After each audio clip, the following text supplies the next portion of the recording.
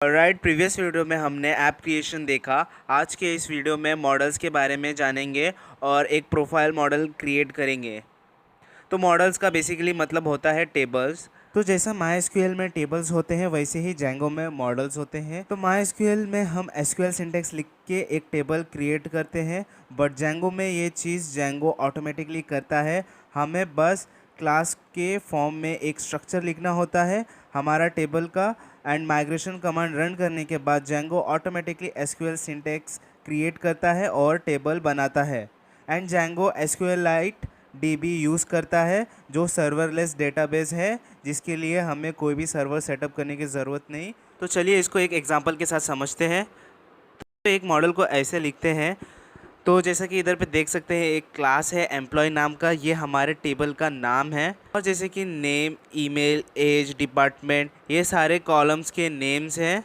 और जो भी इनको वैल्यूज़ असाइन की है ये सारे फील्ड के डेटा टाइप्स हैं, कॉलम के डेटा टाइप्स। तो इस तरह एक मॉडल का स्ट्रक्चर होता है और इस वे में हम मॉडल के स्ट्रक्चर को डिफाइन करते हैं और Django इसको रीड करके ऑटोमेटिकली SQL क्वेरीज क्रिएट करता है और टेबल बना देता है जब हम माइग्रेशन कमांड रन करते हैं। तो चलिए प्रैक्टिकल करके देखते हैं।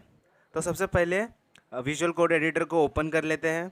तो सबसे पहले हम Django का डिफ़ॉल्ट यूज़र मॉडल को मॉडिफाई करेंगे अकाउंट्स ऐप के अंदर। तो चलिए अकाउंट्स ऐप के अंदर models.py को ओपन कर लेते हैं और इसके अंदर जो भी कोड है उसको डिलीट कर देते हैं और स्क्रैच से लिखते हैं इस पूरे फाइल को। सबसे पहला इंपोर्ट करते हैं ऑथ क्लास का। तो ये Django.contrib क्लास के अंदर से आता है और इसके बाद हम लोग हमारा यूज़र मॉडल का नाम देंगे। तो इधर पे हम लोग यूज़र मॉडल को ओवरराइट कर रहे हैं, तो इसीलिए हम लोग सेम नाम दे रहे हैं यूज़र, जो Django का इनबिल्ड यूज़र मॉडल का भी नाम है। और इसको हम लोग मल्टीपल इनहेरिटेंस कर रहे हैं auth dot model dot user class से और auth dot model dot permission mixing class से। तो इसको मल्टीपल इनहेरिटेंस बोलते हैं और मल्टीपल इनहेरिटेंस ऐसे करते हैं। और सिंपली इसके अंदर हम एक फंक्शन लिखेंगे जो स्ट्रिंग मेथड को ओवरराइड करेगा। तो ये है मेथड। तो क्लास के अंदर फंक्शंस को हम लोग मेथड्स बोलते हैं और इसका जो सेल्फ पैरामीटर है ये इसका डिफ़ॉल्ट पैरामीटर है। क्लासेस के अंदर फंक्शन का डिफ़ॉल्ट फर्स्ट पैरामीटर सेल्फ होता है और इसके रिटर्न स्टेटमेंट में हम लोग ने self dot user name return किया है। तो जो ये करली ब्रैकेट हम लोग ने लिखा है सिंगल कोट्स के अंदर, उसके ऊपर हम लोग ने डॉट फॉर्मेट फंक्शन लगाया है और जो भी user name self dot user name का वैल्यू होगा वो उस करली ब्रैकेट के साथ रिप्लेस हो जाएगा और ये फंक्शन हम लोग को यूज़र नेम रिटर्न करेगा जब भी यूज़र ऑब्जेक्ट क्रिएट होगा डेटाबेस में। तो ये चीज़ हम एडमिन पैनल से देख सकते हैं। हम लोग ने यूज़र मॉडल को मॉडिफाई कर लिया। तो चलिए हमारे कोर ऐप्स के अंदर जाते हैं और उधर पे models.py के अंदर हम हमारा प्रोफाइल मॉडल क्रिएट करते हैं खुद से। तो आगे जो भी हम लोग करने वाले हैं वो कोर ऐप के अंदर ही करने वाले हैं। अकाउंट्स ऐप के लिए बस इतना ही था। तो चलो models.py फटाफट ओपन कर लेते हैं। तो सबसे पहला इंपोर्ट रिक्वायर्ड है मॉडल क्लास। तो Django.db इंपोर्ट मॉडल्स। तो ये एक सिंटैक्स है पाइथन में इंपोर्ट करने के लिए क्लासेस। तो फ्रॉम Django.db इंपोर्ट मॉडल्स। तो इस तरह हम लोग ने मॉडल क्लास को इंपोर्ट किया। और दूसरा इंपोर्ट है यूज़र मॉडल। तो इस मॉडल को हम लोग प्रोफाइल मॉडल से लिंक करने वाले हैं। जैसे फेसबुक में हमारे पास एक ऑथेंटिकेशन सिस्टम होता है और एक प्रोफाइल होता है यूज़र का। तो हम यूज़र नेम और पासवर्ड एंटर करते हैं और सिस्टम में लॉगिन करते हैं और हमारे पास एक प्रोफाइल भी होता है जहाँ पे हमारी सारी प्रोफाइल की डिटेल होती है। तो हम लोग उसी तरह यूज़र और प्रोफाइल मॉडल को लिंक करेंगे। तो इधर पे मैंने क्लास प्रोफाइल मॉडल क्रिएट किया और उसको मैंने इनहेरिट किया मॉडल्स डॉट मॉडल क्लास से, क्योंकि मुझे मॉडल क्रिएट करना है। तो इस तरह मॉडल क्रिएट करने के लिए क्लास को एक्सटेंड करना पड़ता है। तो अभी इसके अंदर हम लोग जो भी प्रोफाइल से रिलेटेड फील्ड्स है वो एक एक करके इसके अंदर लिखेंगे। तो सबसे पहला फील्ड रिक्वायर्ड है नेम। तो प्रोफाइल में किसका प्रोफाइल है उसका नेम आएगा। तो क्रिएट कर लेते हैं नेम फील्ड। तो name is equals to models dot, उसके अंदर क्लास है कैरेक्टर फील्ड। तो कैरेक्टर फील्ड इधर पे हम लोग ने यूज़ किया है और उसका मैक्सिमम लेंथ हम लोग ने 100 रखा है। तो चलिए नेक्स्ट फील्ड क्रिएट करते हैं। तो नेक्स्ट फील्ड हमारा होगा यूज़र फील्ड। तो इधर पे हम लोग प्रोफाइल मॉडल यानी प्रोफाइल टेबल और यूज़र टेबल को लिंक करेंगे। तो जैसा कि इधर पे देख सकते हैं मॉडल्स डॉट 1 to 1 फील्ड मैंने यूज़ किया है। तो एक यूज़र का एक ही प्रोफाइल होगा और 2 में मैंने उस मॉडल का नाम दिया जिस मॉडल से मुझे इसको लिंक करना है। और on delete is equals to cascade. तो इसका मतलब ये है कि जब भी यूज़र डिलीट हो तो उसका प्रोफाइल भी डिलीट कर दो। तो चलिए कैस्केड क्लास को इंपोर्ट कर लेते हैं। तो कैस्केड क्लास को हम लोग ने इंपोर्ट कर लिया।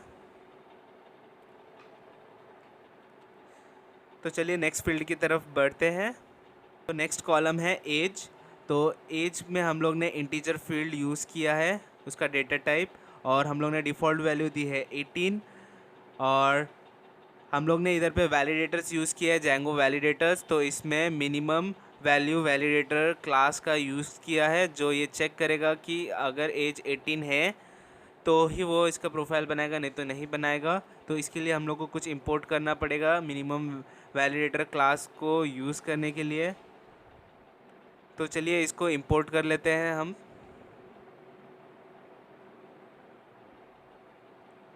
तो ये हम लोग ने मिनिमम वैलिडेटर क्लास को इंपोर्ट कर लिया वैलिडेटर पैकेज में से। तो नेक्स्ट कॉलम है फ़ोन नंबर। तो इधर पे सारे यूज़र्स के फ़ोन नंबर्स होंगे। तो इसको हम लोग ने कैरेक्टर फील्ड रखा और इधर पे हम लोग ने वैलिडेटर यूज़ किया है रिजेक्ट्स वैलिडेटर, क्योंकि हम इधर पे हम लोग चेक कर रहे हैं फ़ोन नंबर का पैटर्न वो 10 डिजिट है कि नहीं। अगर वो 10 डिजिट होगा तो ही वो एक्सेप्ट करेगा, नहीं तो एक्सेप्ट नहीं करेगा। तो चलिए नेक्स्ट कॉलम देख लेते हैं स्टेटस कॉलम।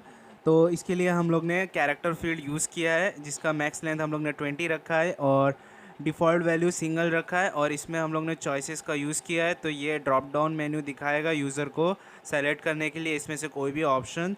तो इसके अंदर मैंने कुछ डबल वैल्यूज़ लिखी है। तो इसका मतलब ये है कि जो फर्स्ट वैल्यू है सिंगल वो डेटाबेस के अंदर जाएगी और जो दूसरी वैल्यू है सिंगल वो यूज़र को डिस्प्ले कराने के लिए है। तो नेक्स्ट कॉलम है जेंडर कॉलम। तो इसमें भी सेम रखा है, हम लोग ने कैरेक्टर फील्ड्स यूज़ किया, डिफ़ॉल्ट वैल्यू मेल रखा है और ड्रॉप डाउन लिस्ट दिया है चॉइसेस की हेल्प से। तो नेक्स्ट कॉलम की तरफ बढ़ते हैं। तो नेक्स्ट कॉलम है एड्रेस कॉलम। तो इसके लिए हम लोग ने टेक्स्ट फील्ड का यूज़ किया है और इसका हम लोग ने नल ट्रू रखा है और ब्लैंक ट्रू रखा है। तो यूज़र इसको एम्प्टी छोड़ सकता है। अगर यूज़र ने इसको एम्प्टी छोड़ा तो इसको कोई एरर मिलेगा नहीं फॉर्म सबमिट करने के बाद। तो नेक्स्ट कॉलम की तरफ बढ़ते हैं। कॉलम है डिस्क्रिप्शन। तो ये होगा बायो यूज़र का। तो इसको हम लोग ने टेक्स्ट फील्ड रखा है और इसको हम लोग ने नल ट्रू और ब्लैंक ट्रू रखा है। तो नेक्स्ट कॉलम देखते हैं। तो नेक्स्ट कॉलम है हमारा पिक कॉलम। तो ये यूज़र का प्रोफाइल पिक्चर होगा, इसलिए ये एक इमेज फील्ड होगी और इसको हम लोग अपलोड करेंगे इमेजेस फोल्डर के अंदर। तो इधर मैंने पाथ दिया है कि इधर पे इसको अपलोड करना है और नल ट्रू रखा है। तो आगे हम लोग देखेंगे कि किस तरह जैंगो में इमेजेस को अपलोड कराते हैं। तो उसके लिए मीडिया यूआरएल सेट कराना होता है। तो आगे आने वाले वीडियो में हम लोग देखेंगे कि किस तरह मीडिया यूआरएल्स को सेट करते हैं। तो इसी के साथ हमारा प्रोफाइल मॉडल कंप्लीट होता है। जो भी रिक्वायर्ड फील्ड्स थी यूज़र की वो हम लोग ने डाल दी है। तो चलो हम लोग स्ट्रिंग मेथड को ओवरराइड कर लेते हैं ताकि हम लोग को एक प्रॉपर रीडेबल ऑब्जेक्ट रिटर्न हो, ताकि उसको हम लोग कर सकें। तो ये रहा स्ट्रिंग मेथड। तो इसको हम लोग ने रिटर्न किया है यूज़र। तो जो भी यूज़र का नाम उधर पे आएगा वो यूज़र का नाम ये रिटर्न करेगा जो भी प्रोफाइल उसके क्रिएट होगी। तो ये हमारा प्रोफाइल मॉडल कंप्लीट हो गया। हम लोग ने हमारा फर्स्ट मॉडल क्रिएट कर लिया जैंगो में। तो जैसा कि हम लोग ने इधर पे इमेज फील्ड यूज़ की है, तो अभी हम लोग पाइथन में इमेजेस के साथ काम कर रहे हैं और हमें इमेजेस अपलोड करनी है। तो उसके लिए हम लोग को एक लाइब्रेरीज लगेगी। तो वो लाइब्रेरी का नाम है पिलो लाइब्रेरी। तो आपके सिस्टम में पिलो लाइब्रेरी इंस्टॉल होना चाहिए। अगर इंस्टॉल नहीं है तो चलो इंस्टॉल कर लेते हैं। तो पिप इंस्टॉल पिलो कमांड की हेल्प से हम लोग ये लाइब्रेरी को इंस्टॉल करेंगे। तो इधर नीचे मैंने मेरा वर्चुअल एनवायरनमेंट एक्टिवेटेड है। तो अगर आपको वर्चुअल एनवायरनमेंट एक्टिवेटेड नहीं है तो प्लीज़ वर्चुअल एनवायरनमेंट पहले आप अपना एक्टिवेट कर लेना और ये कमांड एंटर करना, पिप इंस्टॉल पिलो, और एंटर दबाने पे पिलो लाइब्रेरी आपके सिस्टम में इंस्टॉल हो जाएगी। तो आप इमेजेस के साथ वर्क कर पाओगे। तो जैसा कि देख सकते हैं कि पिलो लाइब्रेरी इंस्टॉल होना स्टार्ट हो गया है और पिलो लाइब्रेरी सक्सेसफुली इंस्टॉल हो चुकी है। तो आज के इस वीडियो में बस इतना ही। आने वाले नेक्स्ट वीडियो में हम देखेंगे कि किस तरह forms.py में वर्क करते हैं और forms.py क्या है। तो आई होप आपको आज का वीडियो पसंद आया होगा। अगर आप मेरे चैनल पर नए हो तो प्लीज़ चैनल को सब्सक्राइब कर लो और अपने फ्रेंड के साथ ये वीडियो शेयर कर दो जो भी वेबसाइट डेवलपमेंट सीखना चाहता है। Thank you so much guys.